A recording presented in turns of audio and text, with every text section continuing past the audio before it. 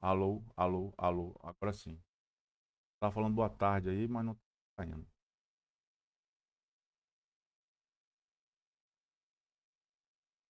Vamos esperar aqueles tradicionais 5 minutos que pode conversar. Se alguém puxar a conversa, a gente conversa alguma coisa. Mas não tá valendo. Vai valer só 1 e 5, beleza? Quem quiser fazer alguma pergunta, fazer algum comentário nesses primeiros 5 minutos. Ô, professor, Opa, o esquema vai ser sempre esse? O senhor dá na aula ao vivo agora, gravando e deixa lá. ainda bem que você falou isso, cara. Eu tô meio atrapalhado, bicho. Desculpa, eu tô meio atrapalhado. Eu fui assistir os vídeos das aulas passadas e eu tô achando ruim, cara. Eu tô achando ruim. Então eu tô pensando em fazer isso. Eu queria até sugestão de vocês. Duas coisas. Primeiro, a parte prática, a parte de discussão e tal, é sempre assim mesmo. Que vai ser esse horário mesmo, não é? E no semestre passado, eu tenho uma playlist pronta e eu dei o endereço para o pessoal ter acesso a ela e ver a parte teórica, não é? Agora não tá legal não, porque os arquivos estão sem título, aula de tal dia, ou dia tal, só diz o nome da disciplina e o dia tal. Então, pô, se o aluno quiser pegar alguma coisa específica, ele não, ele vai ter trabalho para achar.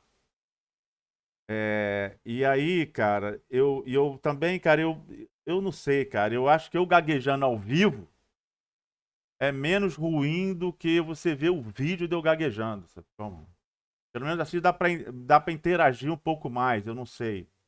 Eu não sei mesmo. Eu tô mexendo, mas eu não tô gostando do que tá ficando. Então eu tava pensando, e aí ia conversar com vocês mesmo, né? De disponibilizar aquela playlist lá. Mas aquela playlist ali é também tem essa também. Não pode ser ela integral, porque eu mexo. Eu aproveito muita coisa, mas eu mexo em coisa. Mas disponibilizar a playlist velha, ter uma playlist nova, né? E de repente a gente. Eu pensei assim: eu vou dar aula teórica aqui, no final eu dou aula prática, ou o contrário. Eu dou aula prática, não. Eu começo ela discutindo a parte prática, exercícios, essas coisas assim, não é? E depois que acabar essa parte prática, eu dou aula teórica. Para fazer sentido, a teórica tem que ser antes da prática. Então, por isso, hoje a gente vai começar com a teórica. Mas a partir da semana que vem, não. Eu vou discutir a prática dessa calibragem, da calibragem, e aí passar a teórica do seguinte, não é? Estou pensando em fazer isso. Vai depender dos vídeos, porque teve vídeo que aluno elogiou. Esse ficou legal, porque você não tergiversou, você foi mais objetivo, né? Gaguejou menos, foi mais fácil, não é? Então, eu não sei, cara, o que é melhor. Por enquanto, hoje, como é que a gente vai fazer? Vamos fazer hoje e amanhã. E aí vocês vão ter que dar retorno, porque isso também é importante. Eu falei, ó, eu sei que tem vídeo ruim, mas você tem que me dizer qual que é o vídeo que tá pior, qual que é o vídeo que eu tenho que mexer, não é? E aí eu não recebi esse retorno. Só uma vez alguém fez um comentário. Aí beleza, então naquele ali eu mexi. Fora isso, se não me falar, não tem como eu ajeitar. Eu teria que fazer o que eu estou fazendo agora, começar tudo de novo. A outra questão que eu observei, na verdade não foi nem eu que observei, foi o meu filho, que me ajuda aqui, me assessora aqui na tecnologia, e ele viu que o YouTube tinha apagado alguns vídeos meus. Isso pode ser por eu ter usado alguma expressão imprópria e não ter marcado que não era conteúdo para criança, ou posso ter cometido algum vacilo de ter dado alguma informação sem dar referência. O YouTube não gostou. Aí daí pode ser isso. Mas no semestre passado, ó, depois é que eu fui, é mesmo, bem que alunos falaram, eu falei que tinha colocado tudo lá na playlist, alunos falaram, não, essa parte não tá. Aí eu coloquei de novo. Então vocês têm que olhar também, para saber se tudo que a gente conversou e as outras coisas estão todas lá explicadas. Como é que a gente vai fazer hoje? Hoje eu vou fazer a parte síncrona. A gente não tem teoria nenhuma ainda, então eu vou fazer a parte síncrona, teórica, presencial. Presencial, desculpa. Vou fazer a parte síncrona, a calibragem, certo? Quando acabar o tempo, é de 1 às 3. Quando acabar o tempo, eu vou dar um intervalo e vou voltar para gravar. Se alguém quiser continuar assistindo, pode, mas não precisa mais. Porque eu vou gravar, porque eu estou a fim de gravar de novo mesmo. E aí eu vou, depois eu vou colocar lá em cima da playlist. Aí você pode acessar lá, tá certo? Então, hoje a gente vai ter uma conversa tete a tete, porque eu prefiro, como eu fiz na primeira vez que foi virtual, que é todo mundo junto, não é? E eu só gravava e botava lá em cima. Só que depois eu tomei um puxão de orelha que eu não posso fazer isso. Eu só posso, no máximo, 50% de síncrona. Então, nós vamos ficar aqui até as 3. E eu vou dar um tempinho, um intervalo. Vou dar um intervalo daqui a 1 hora, mais ou menos, 10 minutos. Depois vou dar um intervalo também às 3. Depois vou voltar e vou continuar gravando. Para terminar o ponto. Tá certo? E vou ver se isso vai ficar melhor. Mas eu preciso do retorno, né? O pessoal agora usa muito, virou moda falar feedback, né? Então, pô, mas eu preciso do retorno de vocês. Assim tá bom, não tá bom e tal. E de repente, como eu vou disponibilizar a playlist já que já tá pronta, vocês podem até comparar se quiser, né? O importante é ter acesso ao conteúdo inteiro. Já falei que é tudo resumido, então ter acesso ao conteúdo inteiro. Qual que é a desvantagem para vocês? Desvantagem ou não? Como eu tenho tempo ilimitado para gravar, eu acabo gravando mais tempo do que seria se eu tivesse só 2 horas de teórica. Tá certo? Aí eu teria que me limitar em 2 horas. Agora, como eu tenho um tempo mais folgado, eu posso me estender um pouco mais. A outra questão é que eu vou deixar para o final do semestre, porque justamente para vocês poderem comparar, final do semestre não, final do período letivo, justamente para vocês compararem, né? Quando chegar aquelas pessoas que eu convidar, egressos que trabalham com colheita, tá certo? Estão despontando, trabalhando com colheita, para conversar sobre conversar sobre colheita de floresta plantada, né? E para vocês calibrarem, aproveitarem, né? Para tampar o buraco da deficiência da disciplina.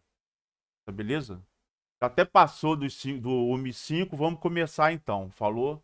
Olha só, de novo, eu vou sair dessa tela que eu tô vendo vocês. Tô vendo não, tô vendo só o retrato ou a letra. Né? Então, se alguém entrar, e quiser entrar, não é? E eu não vou ver. Então me avisa para eu entrar nessa tela aqui para eu possibilitar a pessoa participar, tá beleza? Respondi? Show, professor. Beleza. Então vamos ali, vamos lá. Bom, então essa parte aqui é a parte de calibragem.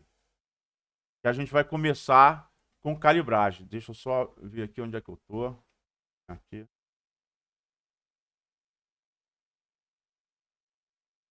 Aqui. Aqui é a calibragem, né? E nivelamento. Como eu falei, que eu decidi fazer assim, porque para evitar problema lá no futuro. Eu falei, exploração, colheita, é conta. O tempo inteiro é conta. Nem o tempo de descanso é chutado. Nada é chutado. Nada. Tudo vem do monitoramento. Então tá, tem formulário, tem teoria, tem conceito. Mas a aplicação é conta. Índice, conta, não é? E eu tenho que aprender, então, a pilotar essa máquina tão importante que está bem aqui na minha frente para fazer a conta direita. A gente vai ter uma prática dessa, de montar uma planilha. Como eu falei, né, e na prova passada e na retrasada, tem gente que faz a conta no papel, depois tira foto e cola na planilha. Assim, eu falei, caraca, cara, não sabe fazer conta na planilha. E eu reclamava que usava a planilha como calculador. Então, a gente vai usar tanto a planilha como editor de texto quando a gente quando a gente tiver mais tempo, não é? Hoje não está valendo. Hoje a gente vai tacar a teoria aqui. Aí, na semana que vem, dá para fazer. Na semana que vem dá para fazer, se a teoria já tiver lá em cima. Tá feito? Então, tá beleza.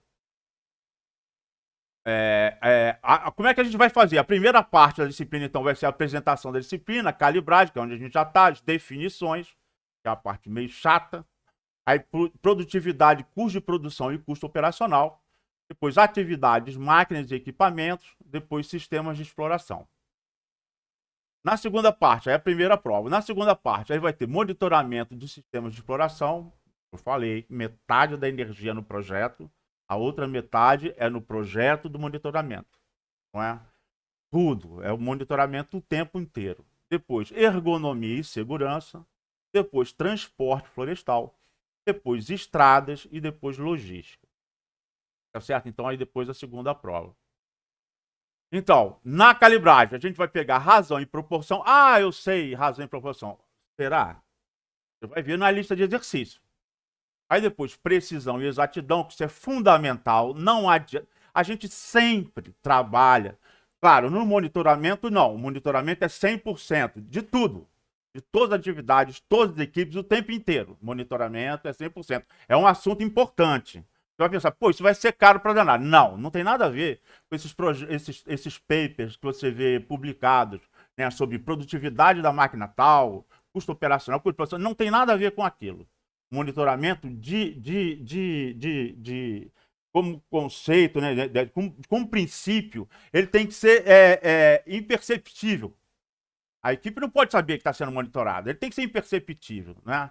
O meu terceiro emprego, eu trabalhei com exploração, numa exploração de uma área, e eu chegava para fazer o monitoramento, que não era, hoje eu sei que não é nada, não tem nada a ver com monitoramento aquilo, mas o que normalmente a gente vê publicado em paper, né, sobre exploração, e aí eu chegava com uma prancheta, capacete branco, essa capacete branco é o engenheiro. Então, a prancheta, uma caneta e um cronômetro, e perguntava o nome do peão. Você acha que o peão ia se comportar normalmente, estando o cara ali, o patrão ali do lado, ou o representante do patrão ali do lado? Claro que não. Os dados que eu coletava eram completamente deturpados, não adiantava de nada. Então, nós temos questão, nós temos que entender bem. Isso aí é entender. Não é aprender para a prova, é absorver, apreender. Essas duas coisas, erro amostral e erro não amostral, por quê? Porque como a gente trabalha com um universo muito grande, quantidade de árvores, a gente trabalha com um universo muito grande, muitas vezes a gente faz uma amostragem. Mas essa amostragem só faz sentido se a gente entender muito bem o que é isso. Precisão e exatidão e a sua relação com erro amostral e erro não amostral, que a gente vai ver agora na calibragem. Depois, que tem a ver com isso também, número significativo, casas decimais e arredondamento. Tem gente que não sabe arredondar, então tem que aprender, né? Eu não escolho. Quer dizer, eu posso escolher a quantidade de casa decimal se eu modifico a unidade. Eu vou expressar em metro, vou expressar em centímetro. Aí tá certo, vou alterar a quantidade de casa decimal. Mas o último algarismo não altera, não muda. Aquilo tem a ver com a minha precisão e exatidão. Então, precisão, erro amostral ou não amostral e número significativo, isso aqui tudo está dentro do mesmo saco. Eu tenho que entender bem a relação entre as coisas. Aí depois, uma coisa que a gente usa direto é operação com porcentagem. Ah, operação com porcentagem é a mesma coisa que razão e proporção. É mesmo. É mesmo, é mesmo. É mesmo. Mas tem gente que se atrapalha às vezes. Peraí, mas isso aqui entra o 100 ou não entra o 100 no denominador? E depois operação com hora e grau, que tem gente que também tem que tocar, né? Dar uma. Depois azimuth contra azimuth. Declinação magnética, que é fundamental. Meu primeiro emprego, eu era uma outra época também, eu vacilei na declinação magnética, eu causei um prejuízo. Aí depois trigonometria aplicada, depois declividade tangente paralaxe, depois operação com escala vertical horizontal. Aí tudo isso aqui é fundamental, tudo aqui eu tenho que nadar de braçada para poder lidar com exploração. Aí, data e projeção cartográfica. Claro, eu trabalho com mapa o tempo inteiro. Então, eu preciso entender o que é um dato e o que é uma projeção cartográfica. Depois, eu vou ter que trabalhar com projeção UTM, que é a coordenada métrica, saber o que é isso. Né? Depois, expressão de unidades, porque eu não escolho como é que eu... tem gente que fala assim, o meu 4 é assim, meu 1 é assim. Como? Isso é imperdoável, né?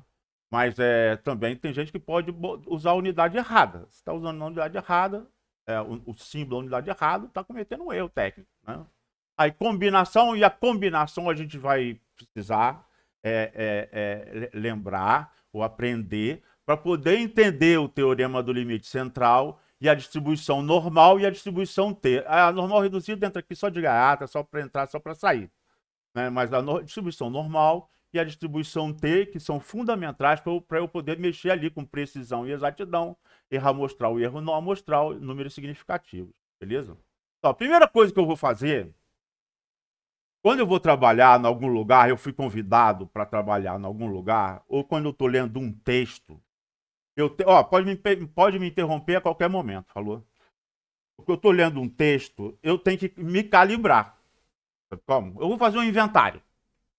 Todo mundo fala que... Todo mundo fala não. Quando eu falo de erro amostral e erro não amostral, todo mundo pensa em inventário florestal. Tudo bem, a gente usa a distribuição normal, a inferência estatística, não é? Para o inventário. É verdade. Mas eu acho que a gente...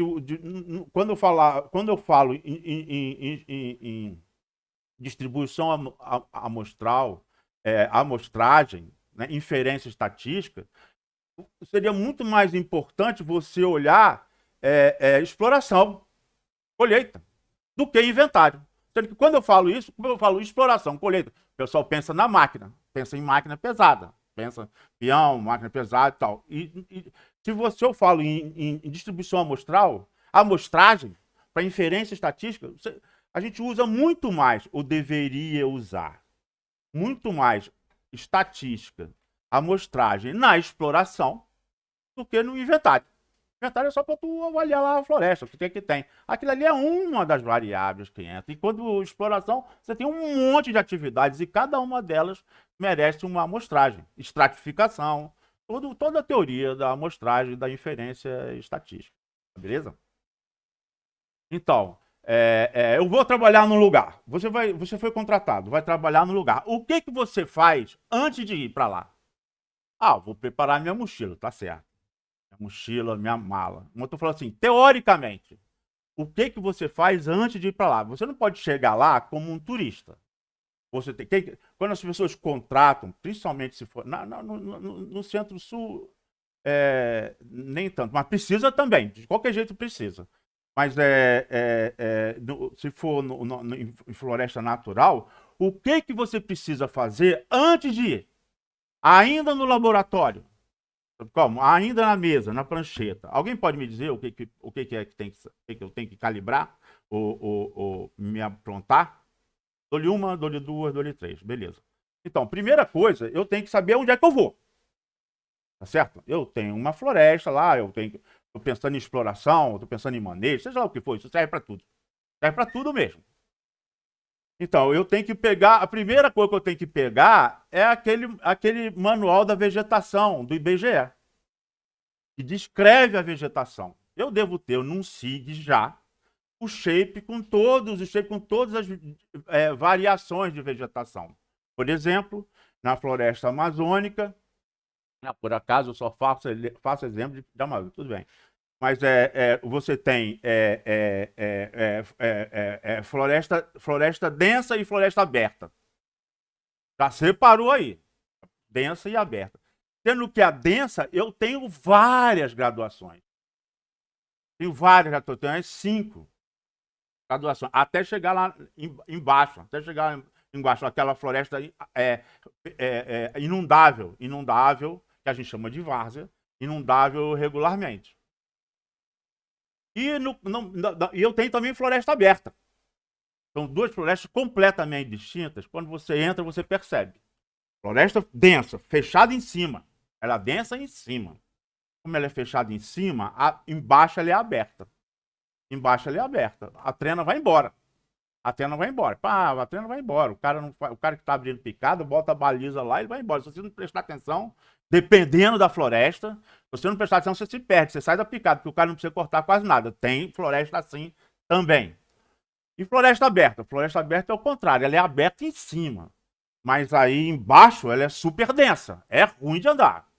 É ruim de andar. A picada aí tem as faces, né? Que o pessoal chama, não é? Taboca, às vezes é taboca, é o que predomina aí embaixo, não é? Também tem várias graduações, mas embaixo, no subbosque, vamos dizer assim, eu tenho taboca, às vezes é domínio de taboca, no caso do Acre, Rondônia, né? Às vezes cipó, no caso do Pará, tem lugar do Pará que você não consegue nem andar, é cipoal mesmo. Ou é palmeira ou sororoca, banana sororoca. O pessoal chama sororoca, é tipo uma bananeira, sororoca, assim. Então, essas 4 faces estão registradas lá. O que eu estou querendo dizer? Quando eu vou para um lugar, eu não posso chegar no lugar, que floresta é essa aqui? Pega mal. A gente justamente contratou um engenheiro para vir aqui. Então não é você, não? Acho que ele deve estar chegando aí no aeroporto. Será que ele já embarcou, desembarcou? Você tem que ler sobre o lugar que você vai chegar. Você não pode chegar de gaiato. Como? E também dar uma olhada na imagem, né? Para saber o grau de perturbação. Isso eu estou falando para qualquer trabalho que você vai fazer. Sabe lá o que você vai fazer? Fazer um inventário, fazer um plano de exploração, seja lá o que fazer, o orçamento, sei lá o que for. Uma avaliação, um censo, seja lá o que for. E em floresta plantada? Em floresta plantada, não. Aí, em floresta plantada, você teria que fazer uma revisão, que a faculdade é toda voltada para isso, a faculdade de floresta, do rural, ou de quase todas do centro-sul, de qual é a espécie, quais são as últimas. Da espécie, quais são as últimas. Dá uma olhada lá nas últimas da espécie, como é que está. Sei lá, clonagem, plantio direto, seja lá o que for. Na parte de floresta plantada, você tem que saber. E vale a pena também você dar uma olhada no ambiente também. Porque o ambiente vai te dizer também a precipitação, tipo IBGE, né? Tu vai saber como é que é o ambiente natural, né? Que vai estar lá na APP e na reserva legal, mesmo em área de plantio, né? Da APP Reserva Legal. Isso é uma coisa que você tem que calibrar quando você vai fazer um trabalho. A outra coisa que você tem que calibrar é tamanho. Se eu te falar R$ 1.000. Você sabe quanto é R$ 1.000. R$ 100, você sabe quanto é. Se eu te falar R$ 100.000, aí você, pô, 100 mil, será que eu consigo imaginar R$ 100.000? Eu tenho que pensar em um carro. Um carro popular custa 60 conto, né? 60 mil, mais ou menos, né? Aí tá, então eu tenho que calibrar quantidades que eu vou falando lá e área também. Porque se eu te falar, uma vez eu estava numa reunião, era uma reunião importante, um projeto importante, um projeto que tinha até um conselho consultivo, e uma pessoa que era representante do conselho consultivo levantou a mão para falar. Não, eu li num lugar lá, agora eu não sei bem se era 1.000 ou $1 milhão, se era $1.000 ou $1 milhão. Como pode? Como pode fazer isso? Não pode falar isso. Não pode. Uma coisa são $1.000, outra coisa é $1 milhão. Então você tem que calibrar a quantidade também, né? Se você não está calibrado, você tem que calibrar antes. usar artifícios para calibrar antes. E uma coisa que a gente usa muito, eu tenho que saber o tamanho, tenho que ter ideia do tamanho, que a gente usa muito é a área. Você provavelmente já ouviu falar que 1 hectare é a área do P1. Olha só o que eu estou falando. Justamente porque eu vou gravar, eu posso me estender mais. Então vai ser um problema seu para tu pular essas partes, se você não quiser, não é? Então, mas até as 3 a gente fica junto, depois eu continuo. Se você quiser continuar, estamos juntos. Aí daí, a partir da semana que vem, não. A gente vai começar a discutir na prática, para depois, os exercícios, para depois entrar na teoria. E aí então, aí daí eu quero, a gente, 1 hectare, você já deve ter ouvido falar, 1 hectare é a área do P1. É isso aqui, ó, tá aqui, o P1 aqui, ó. Só que quando você fala em 1 hectare e área do P1, eu fui mostrar justamente para calibragem que eu pensava que 1 hectare era o jardim do P1. Não é, não. O hectare pega aqui na cumieira do prédio. Aqui tem 100 metros por 100 metros. Na cumieira, no divisor de água, lá das águas, lá do telhado. Aí tem 1 hectare. E todo mundo, quando fala 1 hectare, 2 hectares, 3 hectares, né, fala isso. Só que a gente não lida com isso. A gente não lida com isso. Nem na clareira. Nem na clareira. Hectare, quer dizer, 1 hectare. Nada é 1 hectare. 1 hectare é 100 metros por 100 metros. 2 treinados de 50 metros para um lado, 2 treinados de 50 metros. A gente sempre lida com áreas muito maiores. E a gente tem que ter noção disso. Por isso a calibragem. Tá certo? Esses slides aqui é para você guardar e usar ele futuramente. E se você perder, você vai lá no Google Earth e faz lá os seus quadrados para ter noção da área, né? Se eu falar em 100 hectares, aqui está o P1 aqui, tá certo? E aí eu tenho aqui 100 hectares, nessa linha vermelha aqui, ó. Tá aqui na quina do P1, vai até a estrada, a BR-465, aí volta aqui, né? E aí, pô, quase o IF tá todo quase aqui dentro aqui. Isso aqui são 100 hectares. Pega o IB aqui, quer dizer, né? O anexo do IB, não é? Isso aqui é um quadrado de 100 hectares, né? Então, quando eu falar 1 hectare, quando eu falar 100 hectares, eu tenho que imaginar essa área aqui, né, da agronomia ali atrás, né? Pega o lago inteiro do IB e do IA. E aqui, 1.000 hectares. 1.000 hectares, olha só. Eu já estou aqui pegando até a BR, botando a BR aqui, 465 no meio, chega lá na quina, né, no arco, né, no arco metropolitano. A outra quina vai lá na BR, não é? Chega aqui na rural. Chega aqui na rural, não. Isso aqui é a reta de Piranema. A rural está aqui dentro. Aqui é a reta de Piranema, ó. A reta de Piranema está aqui. E olha só, então, o que são 1.000 hectares. 1.000 hectares é terra. 1.000 hectares é terra. Imagine isso aqui em floresta natural, por exemplo, que você seja contratado para fazer o censo florestal. Fazer o inventário é mole. Distribuir unidade de amostra, mole. Mas nada, você foi contratado para fazer o censo. O censo é o quê? É mapear todas as árvores com diâmetro maior ou igual a 40 centímetros, daquelas que você vai manejar. Então, como que você vai fazer a logística dessa operação? Então, quando o cara vai te contratar para fazer, ó, são 1.000 hectares.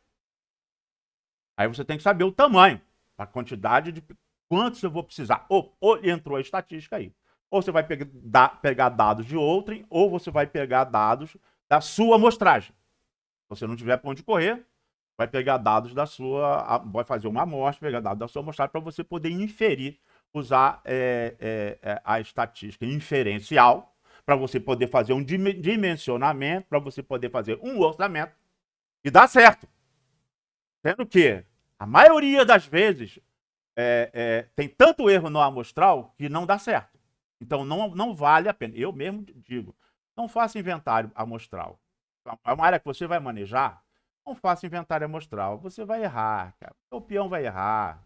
A não ser que seja um engenheiro florestal mesmo que saiba a importância do erro amostral, do erro não amostral, a inferências, que entenda de onde é que vem o T, aquele T o quê, para saber que tem confiança absoluta. Tem que ter confiança absoluta. Tem que ter confiança absoluta. Aí vale a pena. Pegar uma parcela ínfima, com o devido arredondamento, com respeito aos números significativos e poder inferir com total segurança. Ah, sim, mas aí é engenheiro florestal mesmo. Sabe o que está fazendo? Mas imagina 1.000 hectares de censo. Estou falando isso, que quando passou a ser obrigatório o censo, o valor obtido no censo, que é o valor verdadeiro, né? Que é censo, mesmo que tenha tido algum erro de medição, não importa, mas ali é super confiável. A média do censo não coube em nenhum inventário por amostragem na Amazônia inteira. Todos eles estavam com erro. Erro de amostragem. Erro não amostral. Erro de amostragem não, erro não amostral. O problema, certo? Mas pensa 1.000 hectares em censo. A logística, né, para você fazer. Aí eu vou te mostrar uma outra área, 10.000 hectares. Olha aqui, ó. Isso aqui é a Ilha do Governador. Tá certo? A área da Ilha do Governador, ela tem 3.000, tem uma cola aqui, eu tô olhando uma cola, não sei de qual não. 3.612 hectares. 3.612 hectares. Aqui estão 10.000 hectares. Então, maior do que a Ilha do Governador. Aqui são 10.000 hectares.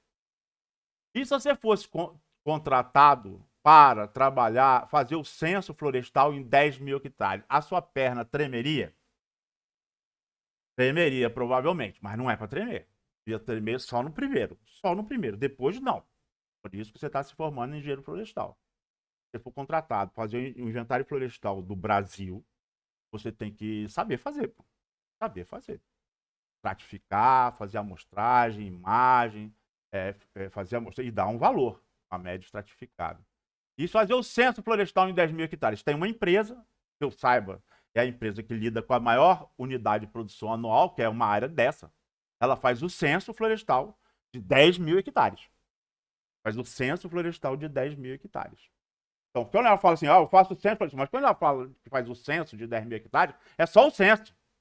Porque no ano seguinte você tem que fazer o corte de cipó dessa área. No outro ano você tem que fazer construção de estrada. Ou no ano seguinte você faz o corte de cipó e a construção de estrada. Aí depende. Mas num ano você faz o censo, no outro ano aquela unidade de produção. No outro ano você faz o corte de cipó e a construção de estrada, no outro ano você faz a exploração. Mas você não tem que explorar todo ano? Lógico.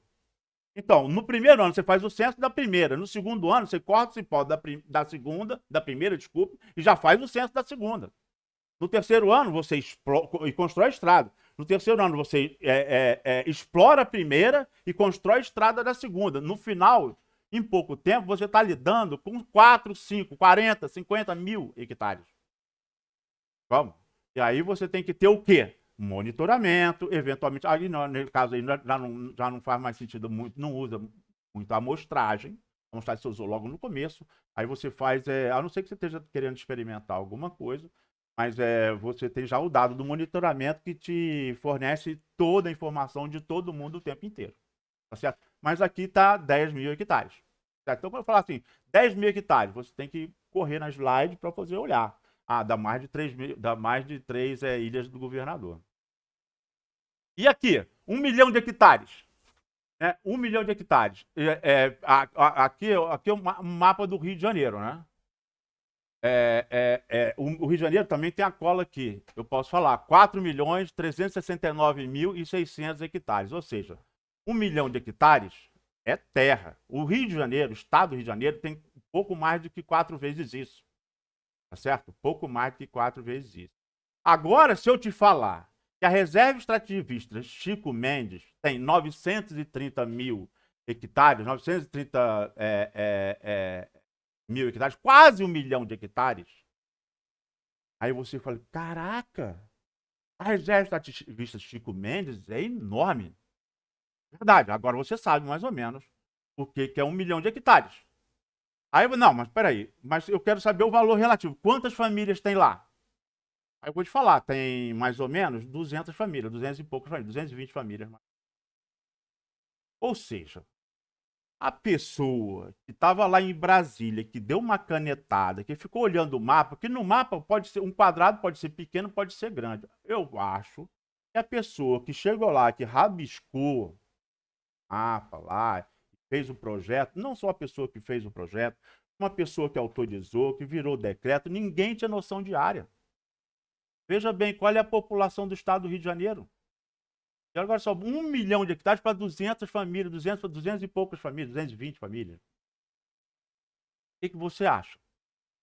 Vamos, e o resto? Quanto que você tem o direito? Não, eu quero uma parcela também. Opa, eu quero uma área dessa também. Para mim, não é? Pior é isso, não. O pior de fazer isso não ter política para tocar isso. Mas é só que muitas vezes você vai ver quem está em Brasília não tem noção de área. Você, como engenheiro florestal, como engenheira florestal, antes de você ir para o lugar, você tem que se calibrar. Tem que se calibrar na vegetação. Não vai chegar lá perguntando, e como é que a floresta aqui é legal? É muito mexido aqui é muito mexido? Não vai fazer isso.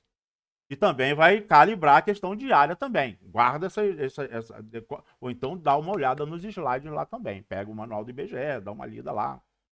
Vamos. É muito melhor do que chegar lá perdido. Beleza? Então, pá, isso aqui é calibragem. Calibramos área. Agora vamos lá. Razão e proporção eu sei. Provavelmente você sabe também. Talvez você saiba todas essa calibragem. A gente só está aqui aprumando, não é? Porque você vai precisar. Por exemplo, isso aqui eu sei. Por exemplo, aqui, eu tenho várias razões aqui. O que é uma razão? É uma fração. Posso expressar na forma de fração. Né? Um numerador e um denominador. Aqui eu tenho 3 razões em cima e eu tenho 4 razões embaixo. Não é? Em cima aqui tá, eu tenho 1 sobre 4.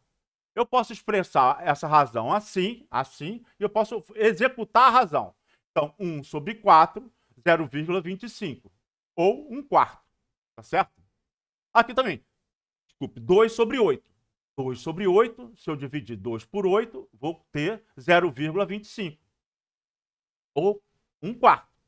Tá certo? Se eu reduzir aqui, eu vou ter 1/4. Então, essas 3 razões aqui, 12 dividido por 3. 3 dividido por 12. Aí eu vou ter também 0,25.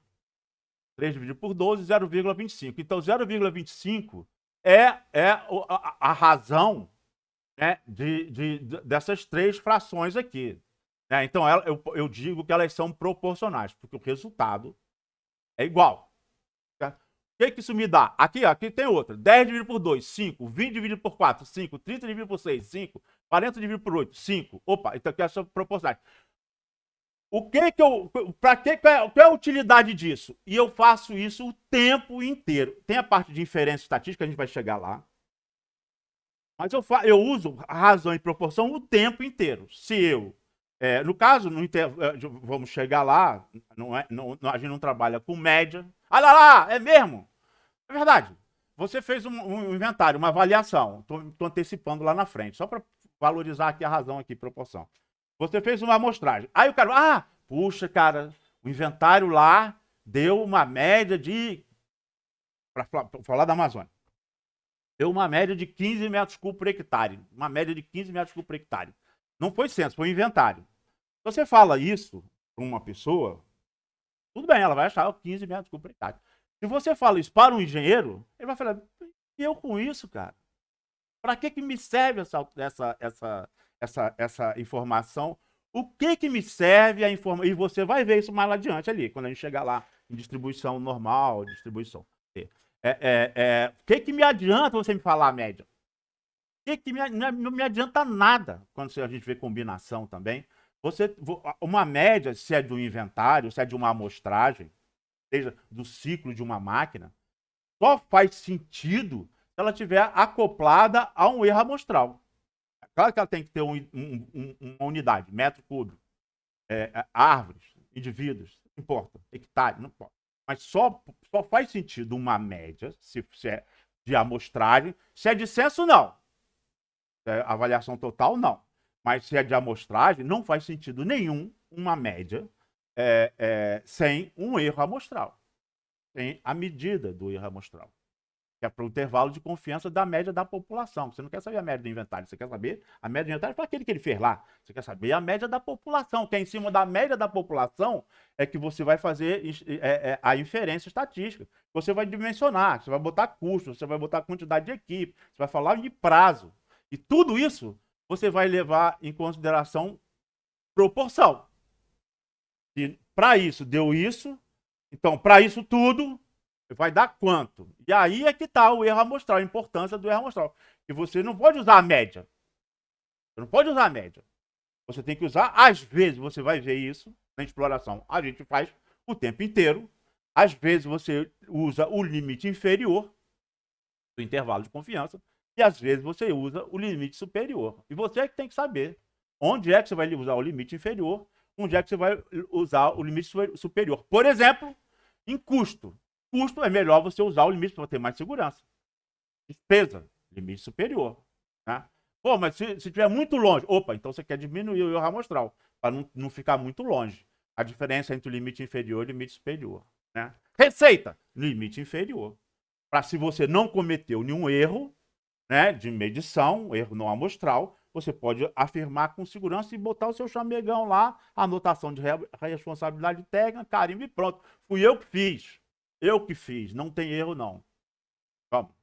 É isso. Aí, razão e proporção, a gente usa o tempo inteiro. Nem sempre a gente usa a média, valores médios, às vezes usa valores inferiores, às vezes superiores, mas a gente usa a proporção. Por exemplo, um homem-hora.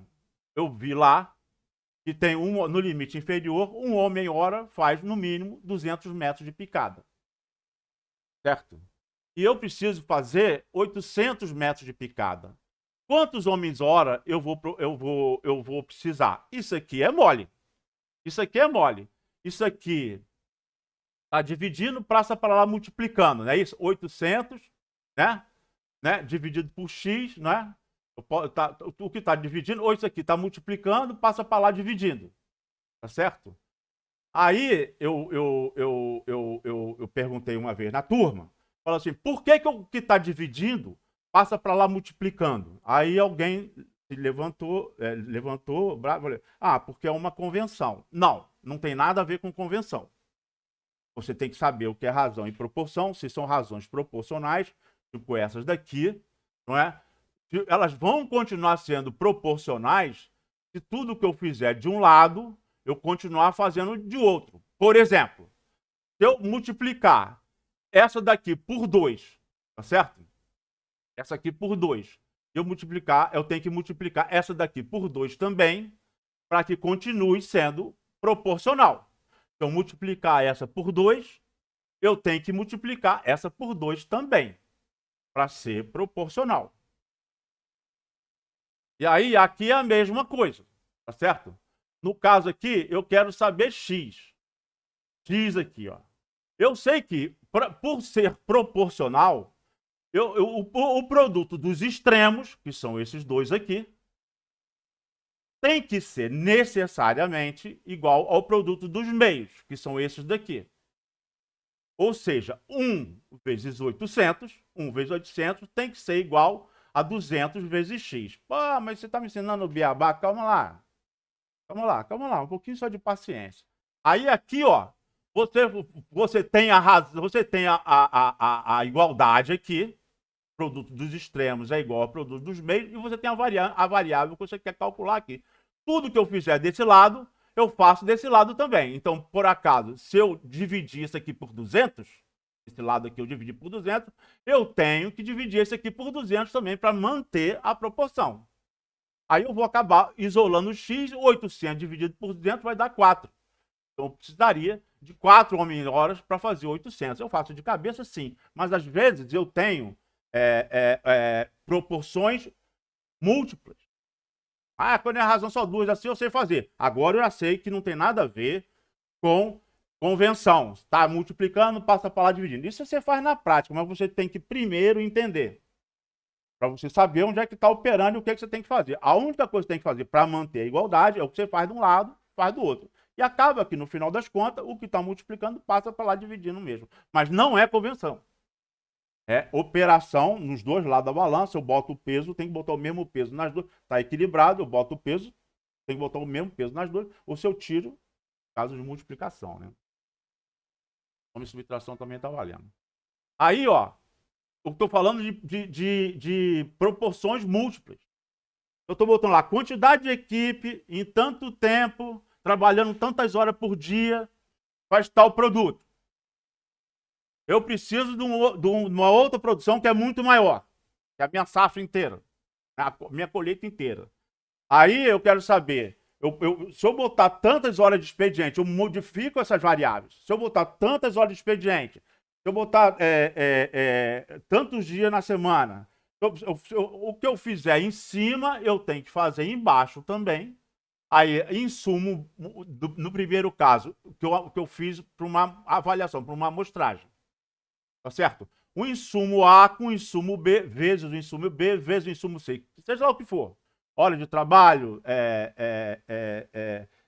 sei lá, distância, sei lá.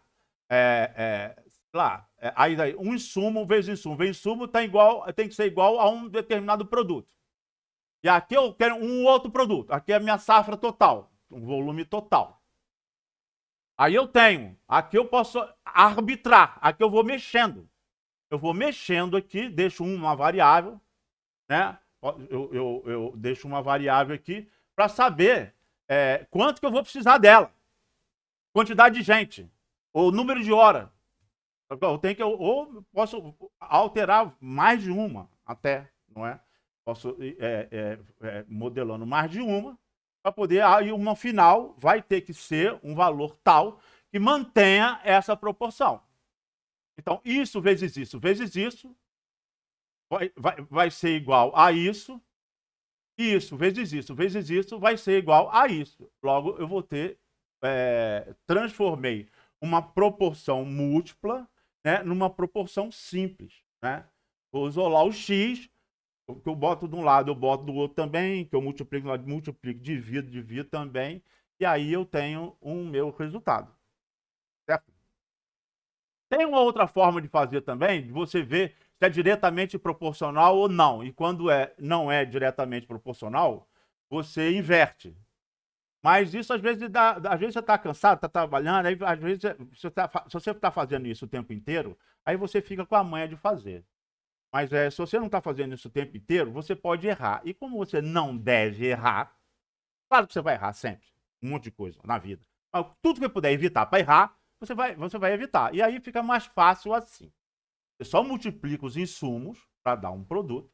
Depois, no denominador da segunda razão, da primeira razão, você multiplica os insumos também, botando variável aquilo que você não sabe, que você quer calcular. E bota lá aquilo que você está estabelecendo, a quantidade total, volume total, qualquer coisa. E aí usa razão em proporção. Beleza? Se você não sabia, agora você sabe. Feito? A outra coisa que é muito, que agora razão em proporção é fundamental, a gente usa o tempo inteiro. Na engenharia florestal, na exploração florestal, a gente usa o tempo inteiro. Aqui a gente começa a entrar na engenharia mesmo, que razão em proporção qualquer técnico faz. Não é? Agora aqui, precisão e exatidão. Você pode decorar o que é, mas não tem a ver. Não tem a ver. Você tem que entender agora. Se você não entender, você tem que me interromper para eu explicar de novo. Você tem que aprender isso. Esse desenho aqui, por sinal, está no livro de Sebastião do Amaral Machado, que é o Papa da Dendrometria, né? É um professor titular da Universidade Federal do Paraná, não é? É baixar a cabeça para falar com ele. Ele escreveu um livro recentemente, mais ou menos, né? Sobre dendrometria, que ele fez um apanhado geral em dendrometria. Mas e ele usou esse exemplo aqui para falar de precisão e exatidão. Né? Precisão e exatidão. E eu vi que ele pegou isso do Rushtal, que é um classicão mesmo, né? Rushtal, que tem esse mesmo desenho aqui. E em prova, eu perguntava, presta atenção quando eu falar. Eu perguntava para a pessoa me falar o que era precisão, o que era exatidão, e qual é a sua relação não, primeiro só precisão e exatidão. Aí a pessoa via simbolizando com esses gráficos aqui, do tiro ao alvo. Aí eu dava 0 na questão. Não, você não me provou que você entendeu o que é precisão e exatidão. Não me provou. Esse gráfico aqui é para você pegar e jogar fora. Depois que você entender, pegar ele e jogar fora.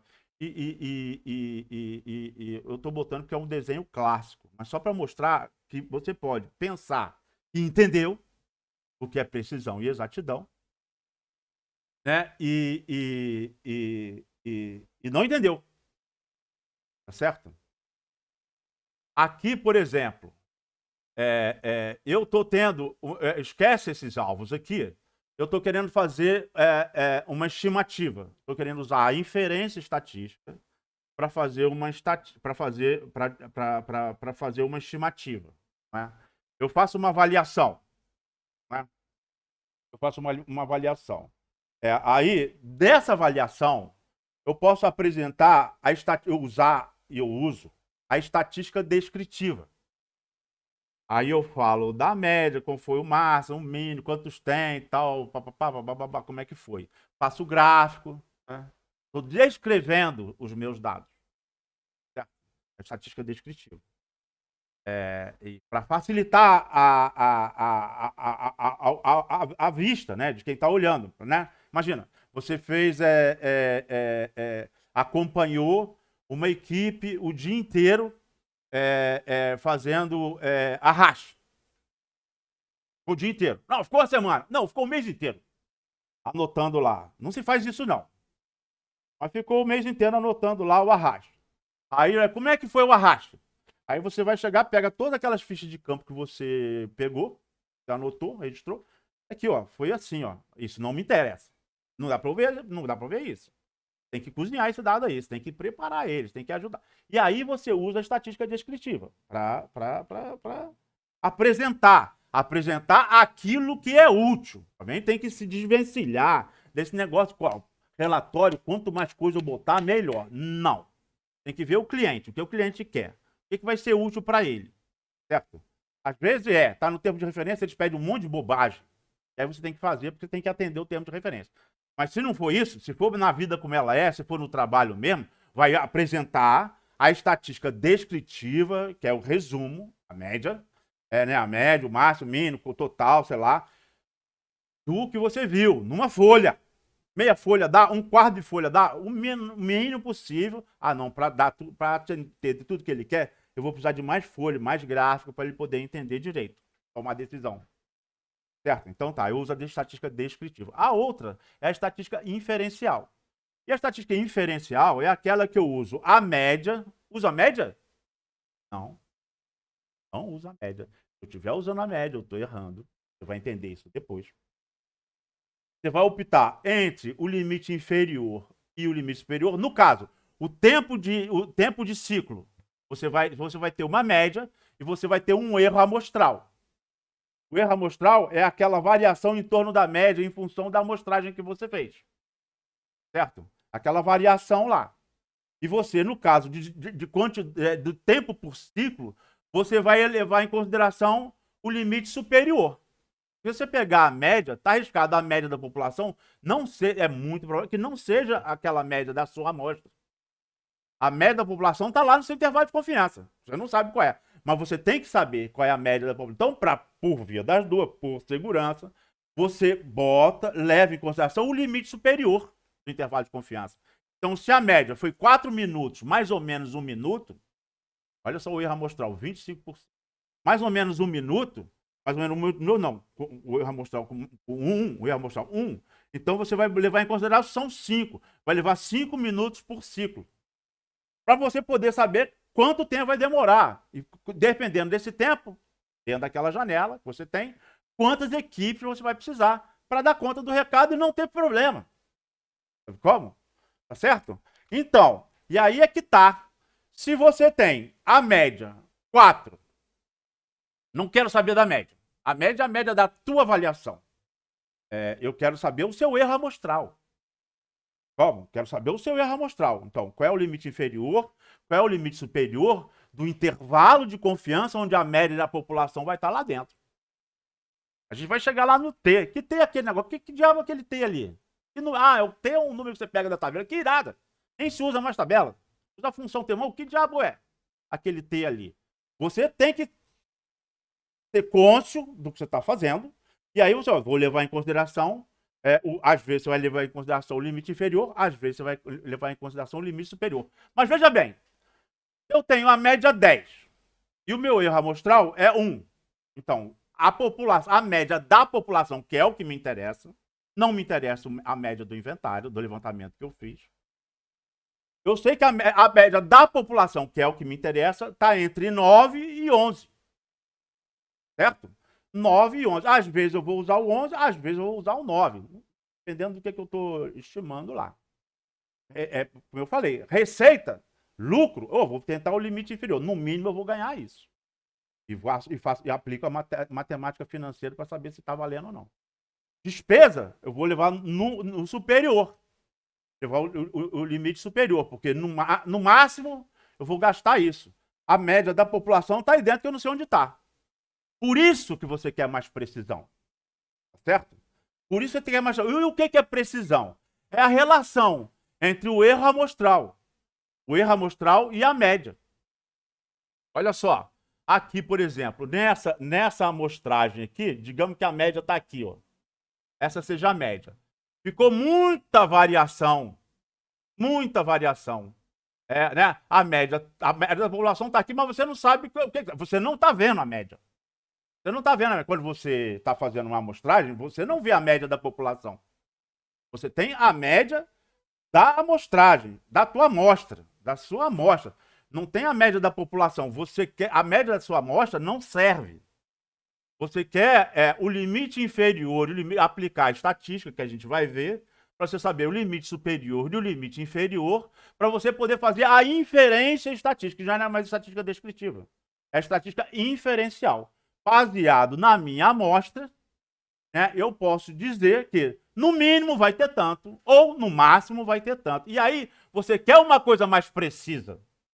Você não quer uma variação tão grande entre o maior e o menor, entre o limite superior e o limite inferior. Porque aí vira um futebol. Não dá nem para trabalhar. Não dá. Você quer diminuir o seu erro amostral. Você quer aumentar a sua precisão. Tá certo? Então, aqui, por exemplo, eu tenho um levantamento mais preciso. Esquece o atirador. Esquece a média da população também, no momento. Aqui eu tenho uma média dessa minha amostra, tá por aqui. Né? E aqui eu tenho, esse meu levantamento aqui, ele é mais preciso do que esse aqui, ó. Do que esse aqui. Tá certo? Esse aqui tem uma precisão média. Esse aqui está menos preciso do que esse, e esse aqui está mais preciso do que esse aqui.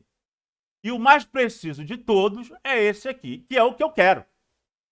Eu quero uma diferença menor possível entre o limite superior e o limite inferior, para que a minha amostragem se pague.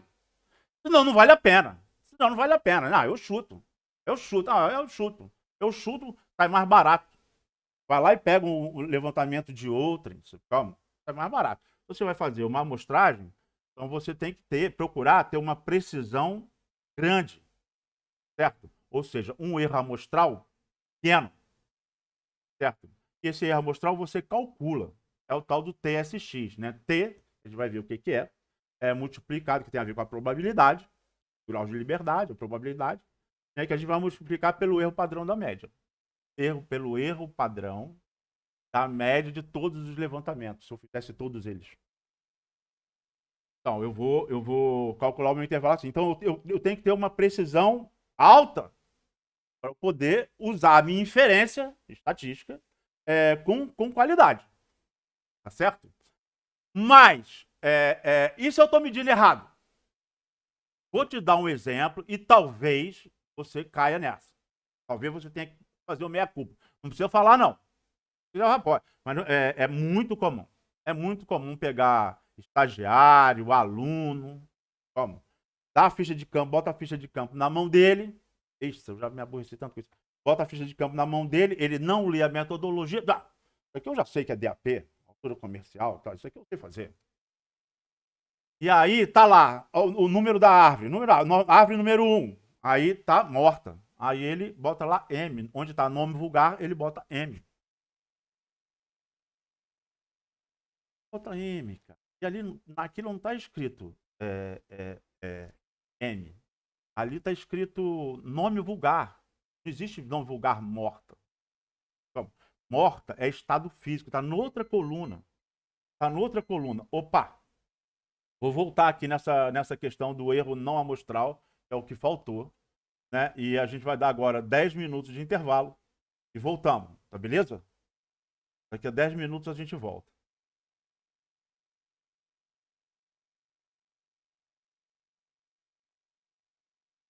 Interrompi a gravação aqui.